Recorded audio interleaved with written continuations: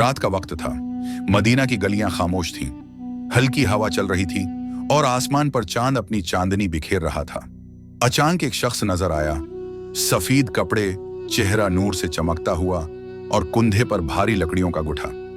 ये कोई आम शख्स नहीं था, ये हजरत अबू ज़र गफारी रजी अल्लाह अन्हु थे, वही सहाबी जिनके बारे में नबी ने फरमाया था, आसमान के नीचे अबू ज़र से ज्यादा सच्चा शख्स कोई नहीं। एक नौजवान ने हैरत से पूछा, ए अबू ज़र, आप रसूल के करीबी साथी हैं, फिर भी ये लकड़ियां खुद उठाए हुए हैं, किसी गुलाम को क्यों नहीं कह देते? अबू ज़र मुस्कुराए, एक ऐसी मुस्कुराहट जिसमें आजिज़ी भी थी और ईमान की चमक भी। कहने लगे, मैंने नबी को फरमाते सुना है, जो अपने भाइयों के लिए झुकेगा अल्लाह उसे जन्नत में ऊंचा मकाम अता फरमाएगा। मैं डरता हूं कि कहीं मैं ऊंचा बनने की कोशिश में अल्लाह के यहाँ नीचा ना हो जाऊं। फिर खामोशी छा गई, बस लकड़ियों की आवाज आ रही थी और चांदनी में अबू ज़र का साया दूर जाता जा रहा था।